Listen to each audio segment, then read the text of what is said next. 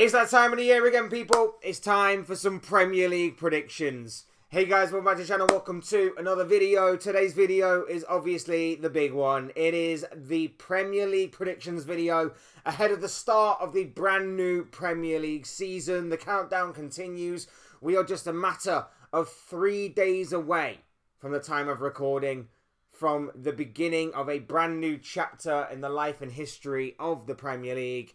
And I, for one, can't wait to get things started. So, here it is. Here's the big video that we do every year, the predictions video. We're going to go from bottom to top, talking about where I think each and every single team will finish. Before we get into all of that, though, I would like to remind you all to please like the video and also subscribe if you are new. Both things will always and forever be greatly appreciated. And, of course, I encourage you all to get involved in the comment section down below. Give me your thoughts. Give me your opinions, your comments, but most of all, people, give me your predictions. Let me know what you guys are thinking and feeling ahead of the brand new Premier League season. What you have to say, I'm sure, will make for great and interesting reading. So please do use and abuse that comment section. Get involved. Would love to hear from you all. And without further ado, we're going to get on with the conversation ourselves. We're talking the Premier League and my personal predictions. So, starting off, rock bottom of the table will be, in my opinion, drum roll please, Burnley. The newly promoted championship sides. And of course, the newly promoted championship sides are normally the most likely to go straight back down again for the following season. And, you know, Burnley have made a bit of a habit of that over the years, you know, taking the fall, getting like parachute payments and being somewhat content with that. And, you know, even some of their fans are more happy to be in the Championship than they are the Premier League. Look, they face a massive uphill battle to survive this year. And, you know, it could be another case of, for the third year running, maybe all three newly promoted Championship sides go straight back down again for the following campaign. But I think it's more so the case with Burnley than maybe the other two. I think Burnley are in a spot of bother. I think that Scott Parker is a good and established Championship manager, but maybe the Premier League, as of right now, is just maybe a cut above him. I think the squad that Burnley have is just not good enough to survive. I struggle to see goals, and I struggle to see defensively how they are going to survive. And I know that they obviously had a very good Championship run, but as we've seen so often, the gap between the Championship and the Premier League is seemingly widening by the year. So I do feel Burnley will struggle. I don't think they've got a good enough squad, and I think they are a good and safe candidate to go straight back down again and to probably finish rock bottom. I think that's probably a very popular prediction, in all honesty, from a lot of people. But yeah, unfortunately for you Burnley fans, I think your short return to the Premier League will be exactly that. Short and sweet. Moving on, 19th. Now, I've gone with Brentford. Now, this one might be a bit of an out there sort of pick, but the reason I have gone with Brentford is because this is going to be a massive season for the Bees. They've lost Thomas Frank, so they've lost some stability. They've lost some key players. Christian Norgaard's gone. Brian Mbeumo's gone. It looks like Johan Visser is probably going to be leaving before the end of this summer's transfer window. So, they've lost some stability, they've lost some goals, they've lost some key players overall. I question whether or not they've recruited well, because it's unproven right now. Now, that's not to say that this could go on and surprise us, because Brentford, for me, have a very good scouting network. They have a very good scouting network. That's something that they've prided themselves on for a number of years, even in helping them return or get into the Premier League, shall I say. It's a good network, a good system, and it's really being put to the test this year with obviously them bringing in someone who was seen as a set-piece coach, at least from the outside looking in, and obviously having to recover the goals and assists that the likes of Brian Mbeumo and potentially Johan Visser could be leaving behind as they've gone on to pastures new. So it's a really big test of their recruitment and their scouting and all of that stuff.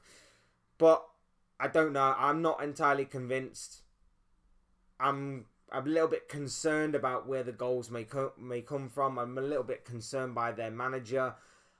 I could be proven wrong on this, and I'm so happy to be proven wrong on this. But at the same time, I do kind of worry for them. I do kind of fear for them a little bit. And that may be me not exactly knowing who the manager is and how good is he really. But at the same time, I don't know, man. I don't know. There are some question marks and some unproven talent in the ranks at Brentford this season. So maybe a little harsh, but I'm going for Brentford to go down. And that means, obviously, that we break that kind of cycle of all three newly promoted championship teams coming up to go straight back down again. So, moving on, we've gone with 18th for newly promoted championship side. We've gone with Sunderland for 18th. Now, I know in the summer they have recruited very, very well. The likes of Granit Xhaka. They've got some Premier League experience in there as well in other kind of areas. And they've also got a couple of players that I think could be actually worth taking note of and really looking forward to. Chris Rigg, in particular, I think is one to watch this season. But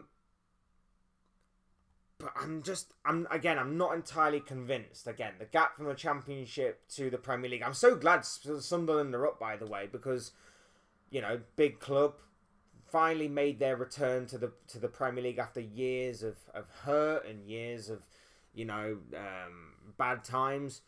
Obviously, they've got a documentary about them. But it's so good to have them up. And of course, it's going to make the Tyneside derby even more feisty and interesting this year with Sunderland taking on Newcastle. But I don't know. I'm just not convinced by where the goals are going to come from. I think they could really struggle in that department this year. Like I say, I know they've added some really good quality and some good experience in their ranks, but I don't know if that is going to be enough overall. And whilst I am prepared to say that I could be wrong on this and that Sunderland could survive, which I think would be good for the Premier League and obviously good for Sunderland, I just think in key areas they could be let down, and that may be their downfall this season. 17th, I've gone with Leeds. Now, again, I'm kind of glad Leeds are up because I think they add to our Premier League and obviously they add to the rivalries, the feistiness of it all. I'm kind of glad they're here, and whilst I'm not entirely convinced with this prediction, I think for Leeds, it's just a case of being the fourth worst team in the Premier League. And that is all you need to be at times. I think I've said this time and time again. For certain teams, it's not about being, you know, efficient or glamorous in terms of, you know, your style of play. It's just about getting the results, the efficiency on that side of the game. And I do feel like Leeds can get results here and there, and I think they can get enough to just keep their heads above water. I really do. I think, again, I feel like they may struggle at times with goals, and I feel like they may struggle defensively. But Daniel Farke knows this league. He obviously is experienced enough now that he should know this league. I do fear that he will probably be the first manager to be sacked this season, but I feel like Leeds could recover very, very well, bring in an experienced Premier League manager that might keep them up this season. So, again, I'm not entirely convinced by that. It could very well be that the newly promoted Championship sides go straight back down again, but for me, I am going for one to survive, and that is Leeds United, in my opinion. Moving on, 16th place, we're going for Wolverhampton Wanderers. Now, it's been a very weird summer for Wolves. Not really recruiting a lot, and if they have done, it's not really been players that are proven. It's going to be interesting to see the development of this Wolves squad, especially their head coach, their manager, Vitor Pereira. I'm intrigued by Wolves this season because they're a bit of an unknown entity. I feel like they could be in danger of going down because of the lack of investment, but as well as that, they could just go on to have another fine under the radar kind of a season, and maybe in their current predicament, that is the kind of season that they are looking for, and obviously keeping their heads above water would mean so much to them. So I feel like it could be an interesting one for Wolves, but I'm not 100% sure if that's going to be for a mediocre kind of season in which they just go under the radar, go about their business and survive, or whether it's going to be that they are in danger of falling into that relegation zone. I don't know. We shall see. Moving on to 15th, West Ham United. Again, West Ham, not that much recruitment going on. There was a big loss in Mohamed Kudus this summer. That's going to hurt them, I think, horribly. But I don't know. I don't think Graham Potter is as bad as what people make him out to be. I don't think he's as bad as what certain Chelsea fans and certain other fans make him out to be. I don't think he's that terrible. But I do feel like he's got some bad cards to play with at West Ham. I know everyone is going to be looking at the likes of Jared Bowen and Lucas Paqueta as your sort of mainstay players in that West Ham team for them to really kick on this season, especially now that the whole sort of scandal of Lucas Paqueta is behind him now and he's in the clear. So there is a lot there. So there is still enough there, I think, for West Ham to keep their heads above water and for Graham Potter to go on and prove that he's not as bad a manager as what people make him out to be. But I'm just not 100% sure that the overall squad is still balanced, still correct, and is in a good position to be pushing for anything more than just Premier League safety this year. So I think West Ham will be safe. They have enough to be safe. They've got a couple of very, very good individuals in there that can obviously keep their heads above water. But overall, I don't think it's going to be anything to really write home about, in all honesty. 14th, I've gone with Bournemouth. And this is going to be a very, very good test of Bournemouth's recruitment this year and the continuing progression of their head coach, Andone Iraola. Obviously, for those of you who don't know, Bournemouth have pretty much had their defence absolutely ripped apart this summer. Obviously, Milos Kerkez has gone to Liverpool. Dean Huijsen went to Real Madrid. The other player is Zabanya. I can't remember how to pronounce his name. He looks like he's going to be going PSG. So they've had their defence ripped apart. They've obviously lost their goalkeeper. I know they have brought in a new goalkeeper from Chelsea. Again, I'm not 100% sure on him. It's somewhat slightly unproven. But it's going to be a big test of their recruitment. It's going to be a big test for Andone Iraola. Again, similarly to West Ham, they have obviously enough to survive. I'm not convinced in any way, shape or form that they're going to be in some sort of major danger of being in a relegation battle. But I do think it's going to be a bit of a drop-off from where they were last season. Because last season they were very, very good. Very, very good last season. Very efficient, strong, very well drilled, and even though they did suffer a lot with injuries and things of that nature, Andone Iraola managed to just get it all together and get it all working on the pitch. I feel like they blew out a little bit of steam towards the end of the campaign, which kind of helped them fall off a little bit, but they still have enough. They've managed to keep some of their big players, the likes of Semenyo in particular. So they have enough to survive. They have enough to do well. They have enough to still pose food for thought for some of the bigger teams in the Premier League. But it might be a slight drop-off from last season, considering the players that they have lost. 13th, I've gone Crystal Palace. Now, Palace, they're usually the kind of team that goes a little bit under the radar as the season wears on, and that was kind of evident last season. Even though they did win the FA Cup, obviously people were looking at them for their FA Cup run. Again, finishing about, I think it was 12th, wasn't it? They just go a little bit under the radar, and that's fine. Again, they've got enough to survive. They've got enough to be safe and sound, but not really enough, I don't think, yet to really be pushing for those European places. Having said that, though, they obviously do have Europa Conference League football this year, which could be a big addition to their footballing calendar this year. it could be an interesting factor to consider. It could be something interesting, and obviously Oliver Glasner himself has got experience of winning the Europa League, so you would imagine that they could actually be big contenders for that Europa Conference League triumph this year. It could entirely be possible. The only problem and concern I have is obviously they're going to have to try and juggle 2 games a week, going out to various places across Europe, and obviously having to then come back and play on the Sunday at least for the Premier League. So that could be interesting. And with no real major recruitment this summer, I do somewhat worry a little bit for them in terms of the squad depth aspect. That really could play on them as the season goes on. Then there is also the other aspect that maybe, just maybe, they also were going to be losing Mark Gahey and I'm going to say Wilfred Zaha. Then that was a flashback from the past. Eberiche Eze. Don't know what I was mentioning Palace earlier. But yeah, they could be losing Eze and Mark Gahey this summer. If that is to be the case, that is 2 major losses, and then you're really scrambling around with the final few weeks of the transfer window to maybe bring someone in.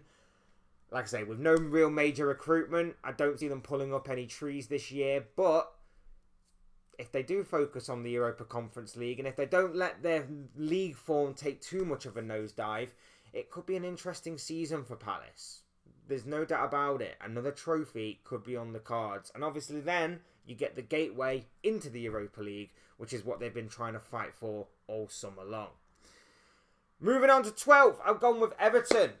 Now, depending on how their summer goes, I could be actually considering bumping them up 1 or 2 places.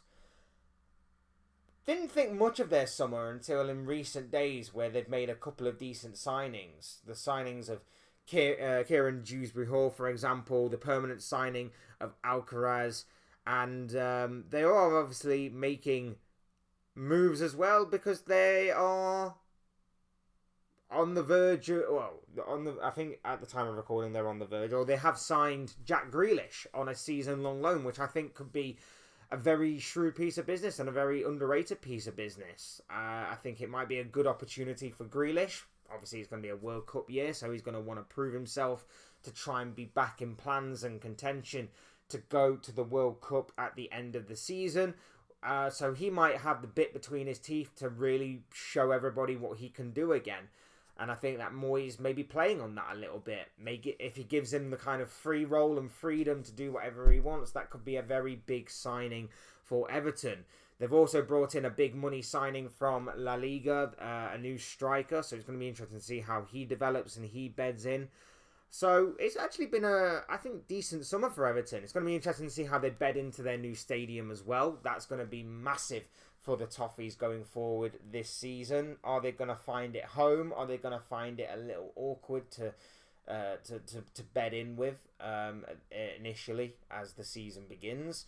So a lot of interesting factors there for Everton to consider this year, but I think it's going to be a typical David Moyes season. They're going to be so awkward to play against. He gets the best out of everyone, it seems, and like I say, I think with the new players in tow, I think it's going to be a decent season for Everton. I don't want it to be, as being a Liverpool fan, of course, but I think it will be. I think it will be a decent season in terms of middle of the road, maybe a late push for a Europa Conference League, potentially, but I don't see them finishing anything lower than 12th, in all honesty.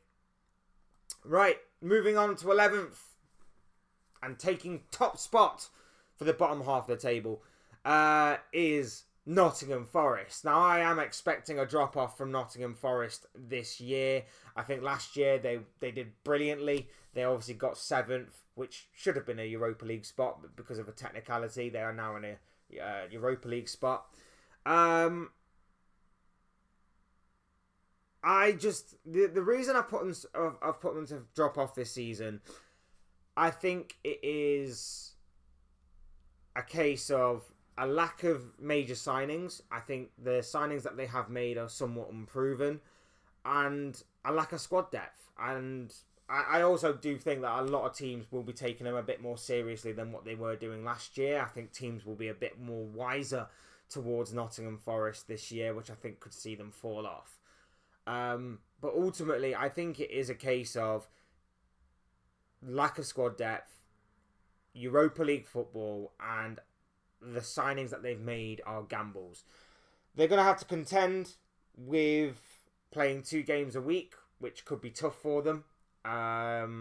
We normally see teams that break into Europe somewhat struggle to find a balance between Europa League or European competition and Premier League, and they sometimes don't know which one to prioritise more. And then with that being said, I think the signings that they've made are somewhat unproven. They are somewhat question marks.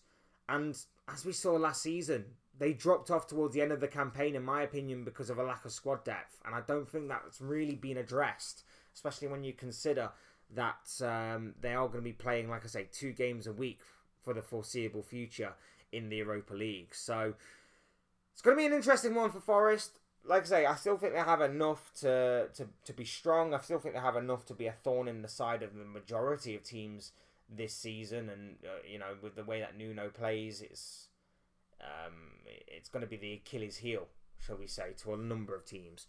But Forest, for me, is the team that is going to finish 11th. Moving on with Fulham, they've done absolutely nothing in the summer transfer window. It's been a very, very quiet window as far as what Marco Silva's side are concerned. And that could be a good and a bad thing. The togetherness of the squad can obviously continue to grow, and that could obviously benefit Fulham.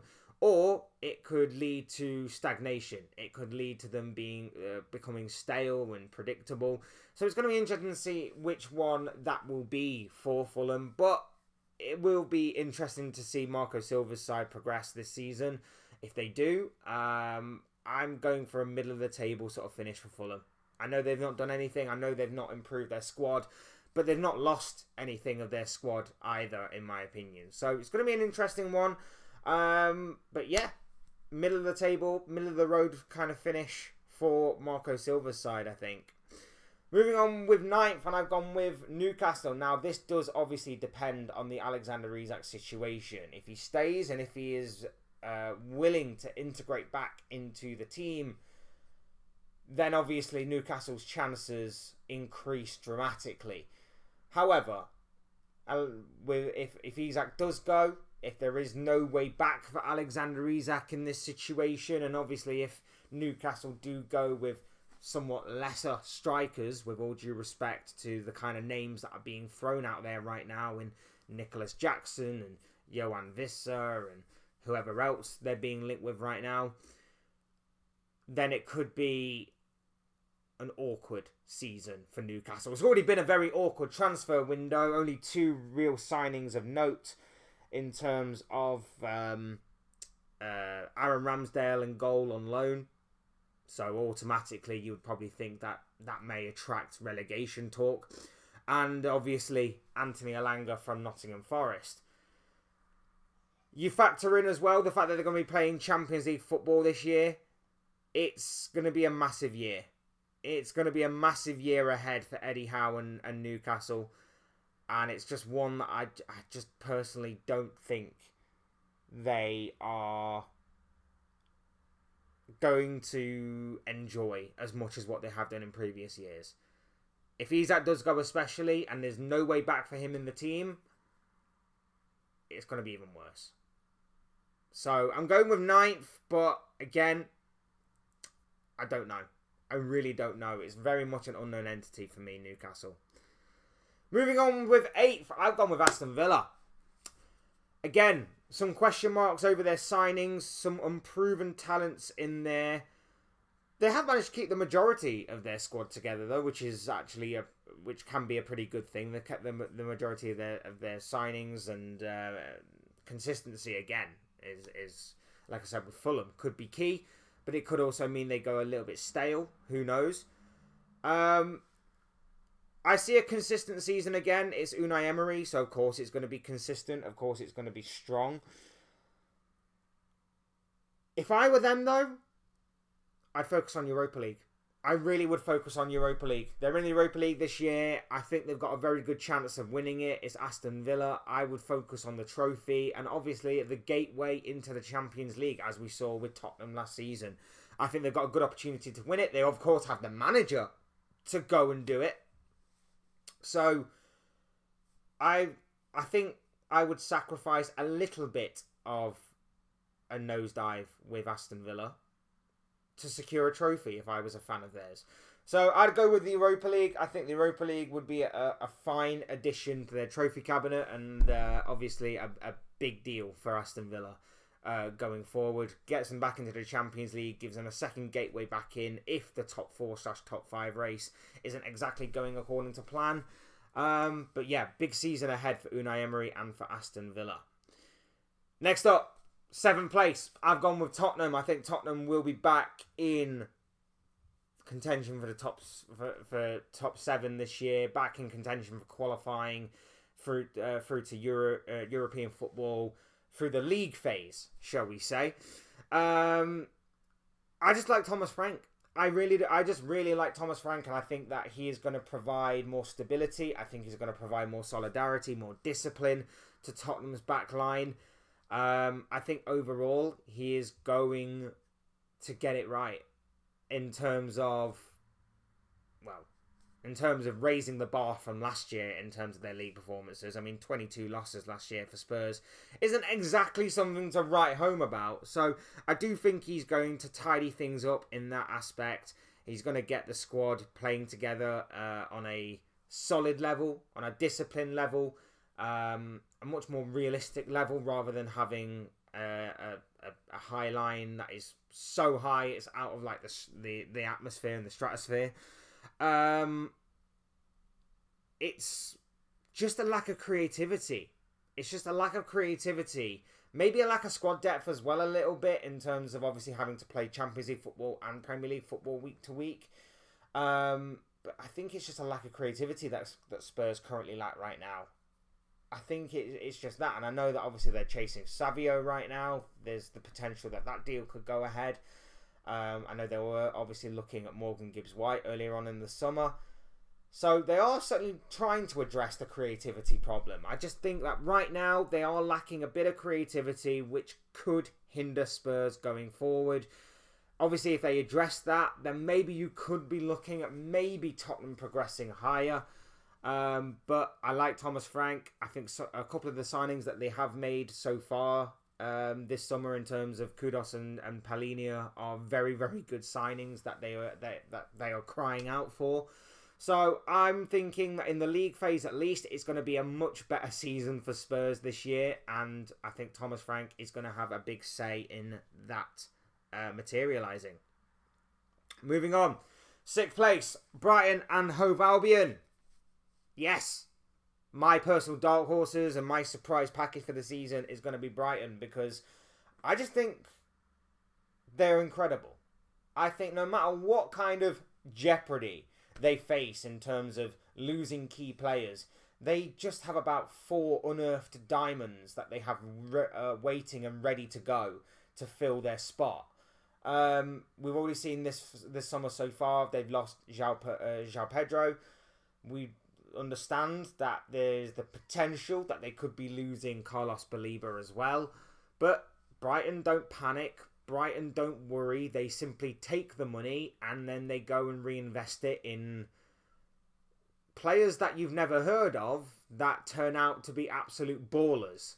They certainly do their homework and they do their homework well. Now, will the well eventually run dry? Potentially. Of course, not every signing is always going to be proven, and not every signing is always going to work out to the best of their hope and their ability.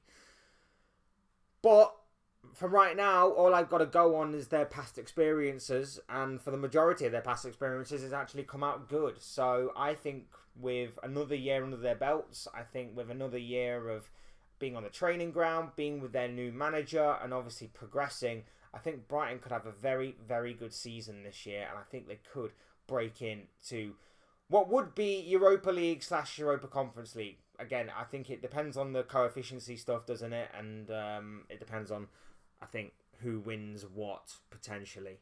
But I'm going for a 6th place finish for Seagulls and a gateway into Europe for Fabian Herzler and his side.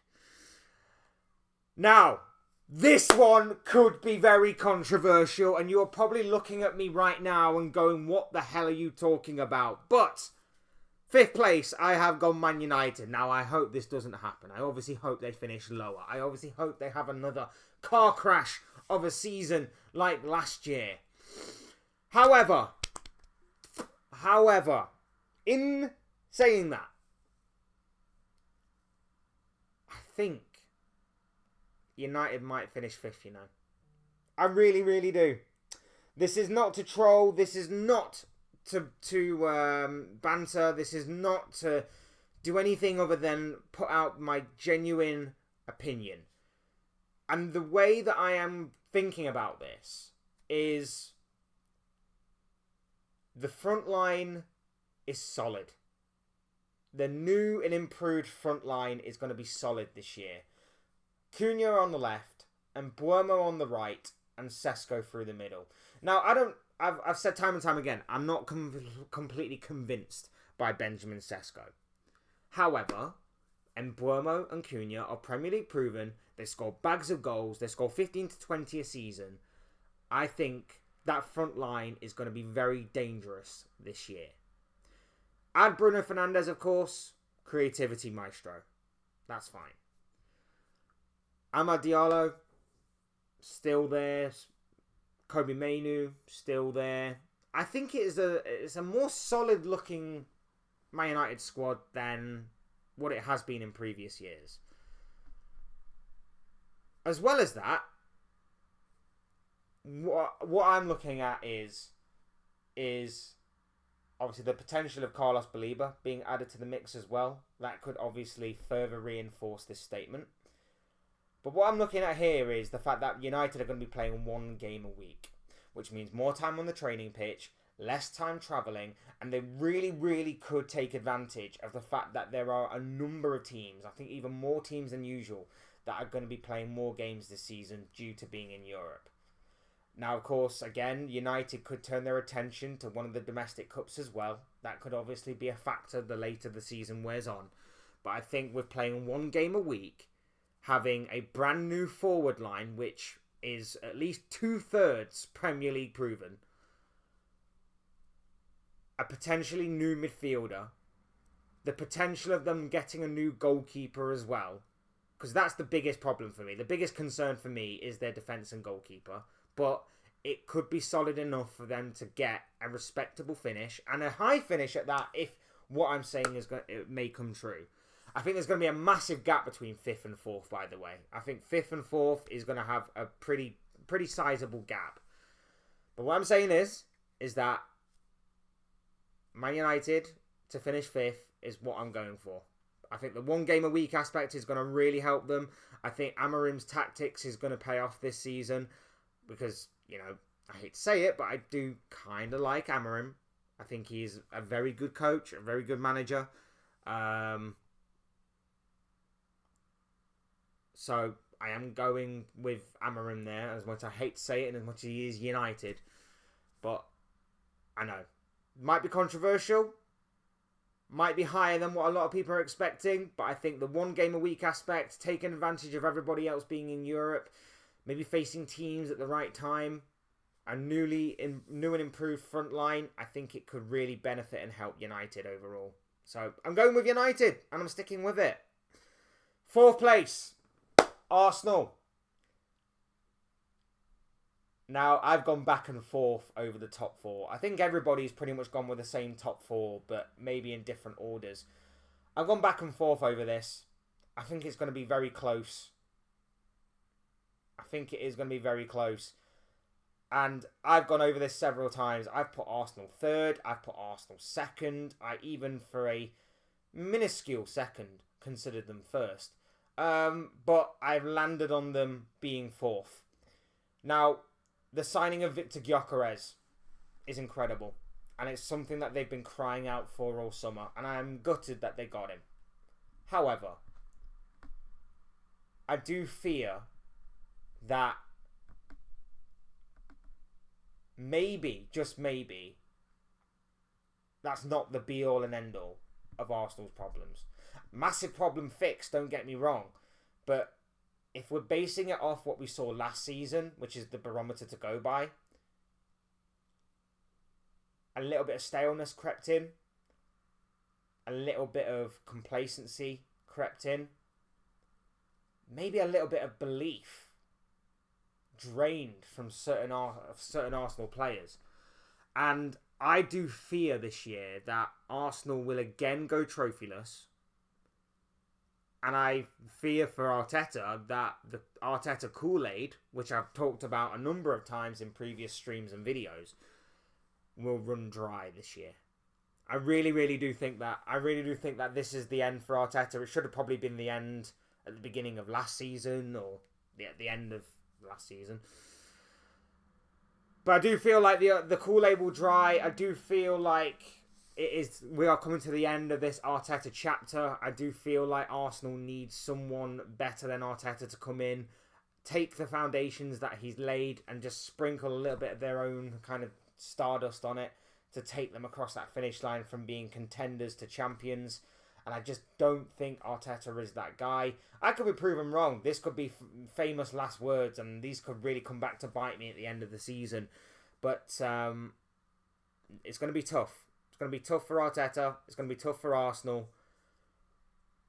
I just don't think having Zubimendi and Gyökeres is going to be just enough for them to get across the finish line.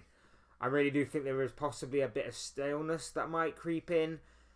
And I do worry about their creativity. If they don't get Eze in particular, who are they going to get for that creativity aspect in that midfield? Especially if Odegaard is going to go Ghost-Odegaard again.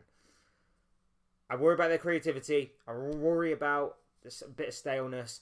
And I worry about a strength in depth as well. Again, another couple of injuries, and I'm sure Arsenal fans are going to be crying again like they were last season.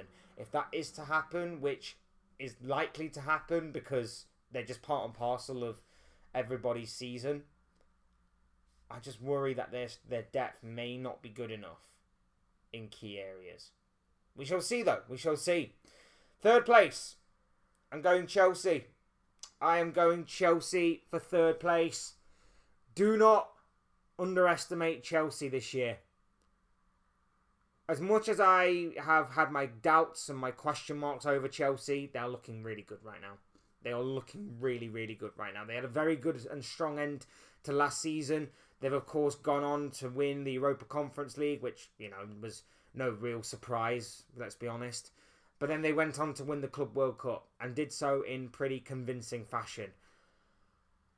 They've recruited decently over the course of the summer. I'm not too blown away by the amount of money that they spend and the kind of quality that is on the pitch. But so far, they seem to be bedding in and gelling in really well, the new players, especially João Pedro, who I'm hoping doesn't have a good season. So, I'm hoping, obviously, that Chelsea falter. But so far, he seems to have really gelled into the club and understands his role very, very well. So Chelsea look good. They look really good. I think they are going to put together a title charge this season. Where do I see Chelsea falling off, though, is I'm still not convinced by their goalkeeper. I'm still not fully convinced by their defence. And I think that there is a possibility that playing in the Club World Cup, fatigue could come in as the season progresses. You also got to factor in Champions League football as well, playing 2 games a week. Now, I know a lot of you will say, well, they played the Europa Conference League last year. They won that with their B team, their C team, their B-C team, whatever it was. There was no doubt that they were going to win that competition. They played it with their B and C team. They didn't even take Cole Palmer or any of their key players for the first half of the competition. So it was pretty obvious that they were going to win it. They did so. And now they're going to be facing even more intense games in the Champions League. I feel like fatigue and things of that nature could catch up and could come back to bite them. I know they have a big squad, but again, it's about their key players. Will they perform? Is their strength and depth enough to carry them through some big moments in the season? I think it's going to be a big season for Cole Palmer, big season for the likes of João Pedro and other kind of key players that they've signed. But for me, Chelsea take the bronze medal. So, we're down to the final two. Second place, taking the silver medal, in my opinion, is Manchester City. Manchester City are taking that silver medal, in my opinion. They're going to be taking second place, people. And the reason why I think is that I know they've recruited well over the summer. I know Reinders looks really, really good. I know that Shirky is a very, very good signing. And I know Aït-Nouri at left back is pretty decent as well. And let's face it, they also have still the Pep Guardiola factor. If anybody is going to find out what was wrong with last season and rectify it, it's going to be Pep. They spent a lot of money in January. You would imagine that some of those signings are probably going to be bedded in right now. I think it's going to be a big season for the likes of Omar Mamouche in particular. I know that obviously the likes of Haaland and Foden will take the kind of spotlight, but I'm expecting a big season from the likes of Mamouche and Shirky in particular this year. I think they are going to be... and Reinders, actually. And Reinders, I think he's a very good signing. So I think those three in particular are going to be unsung heroes for Manchester City this year.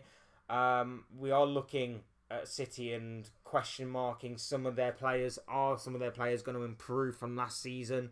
The likes of Phil Foden in particular is going to have some big questions to answer for this year. But it's going to be interesting to see how they develop, how they bed in their new players, whether it is from the players they brought in January and that major spending spree, or whether it is the players that they brought in this summer. It's going to be very interesting to see how all of that kind of develops and continues to work together. But there are question marks. Like I said, there are certain question marks over certain players. Is everything going to be funneled to Haaland again, or are other players going to step up when it matters most to chip in with goals when their star man up front is not grabbing the goals that he should? Is Foden going to step up again this season? We'll wait and see. Is their midfield strong enough to stop being ran through so much like they were last season? That's going to be a question. Is their defence going to be strong enough to contend with opposition transitions and counter-attacks? Because that was a big Achilles heel of Manchester City last season. So there are a fair few question marks. But again, I'm going with what I'm liking and what I'm seeing from their new players. I'm going with obviously the Pep factor here. I think Manchester City will claim second place this season. And that obviously means taking top spot, taking the gold medal, taking the Premier League trophy, and, if you haven't guessed already, successfully defending that Premier League trophy is Liverpool Football Club. Liverpool Football Club, my club. I am backing my club to win the league, which probably is the kiss of death, in all honesty. I probably should not have done this. What am I thinking? Look, I think they are probably the favourites in a lot of people's eyes, and I think they are probably the favourites with the bookmakers as well, and it's easy to see why. They have recruited incredibly well over the summer, and although that they could potentially still add more to their ranks, they are looking at a striker, obviously, in Alexander Isak. I think that further reinforces their position as being favourites if they were to obviously obtain him. They are looking at potentially a winger as well, and of course looking at a centre-back. If they were to get 3 players, 1 for each of those positions, I think Liverpool are more than ready and capable of winning the Premier League title this season and obviously successfully defending it simultaneously. I think there are some question marks, and I think Crystal Palace in the Community Shield on Sunday did expose some flaws and some weaknesses for Liverpool that they will have to deal with. But I'm convinced that Arne Slot will get it right. He proved me wrong. He proved a lot of people wrong last season with obviously going on to be as successful as what he was in winning the Premier League. I think the additions of the likes of Frimpong and Kerkez and Wirtz in particular is inspired. I'm looking for another big season from the already established players in the team, your Salahs and Van Dijks, working very well together with everybody. Big season for Hugo Ekitike as well. Whether we get Isak or not, I think it's going to still be a big season for him. And then I'm looking at you're somewhat unsung heroes a little bit. I know Alisson is still phenomenal, still probably the best goalkeeper in the world. But again, he's going to have another big season ahead of him. And the unsung ones, the midfield, Gravenberch and McAllister, Szoboszlai when he's going to come in. I think they're going to have massive seasons ahead of them in terms of obviously keeping up with the pace of the league, keeping up with everything, and obviously they've got a big job on their hands of trying to neutralise the opposition and stop the weaknesses of Liverpool being exploited, because it's going to be a very gung-ho attacking force that Liverpool are putting forward this year, especially when you consider that there's going to be Frimpong on the right, Kirkez on the left, Gakpo through the middle, or running invertedly, Salah doing the same, Florian Wirtz with his creativity, and then Ekatike up front, or potentially Isak. So it's going to be a massive season ahead for Liverpool. One that I'm hugely looking forward to, and one that I'm, fingers crossed, hoping and praying that is another successful one. It's going to be interesting to see as well, again, how Arne Slot balances other competitions as we progress. Are injuries going to be kind to us this season? Fingers crossed on that. But yeah, we shall see. But I'm going with Liverpool to win. I'm going with Liverpool to successfully defend their Premier League crown. And that's all I've got to say on it. Those are just the thoughts, comments, opinions, and most of all, predictions of this guy. I know it's been a long video, so thank you to everybody that stayed if you did, or if you just skipped through it. That's fair play as well. But as always, I want to know from you. What do you guys think? Do you agree with me? Do you disagree with me? Drop your predictions down below in that comment section. Would love to hear from you all. Otherwise, hit the like button on the way if you enjoyed the video. Subscribe if you are new or want to see more content like this. Both things will always and forever be greatly appreciated. And as always, thank you all so much for watching and listening. I've been Fletch. This has been another Fletch Talks video. And I will see you speak to you all again soon in another video or live stream or whatever it may be. Cheers, guys. Thanks everyone for watching. Take care. Enjoy the rest of your day. I'll speak to you all again very, very soon.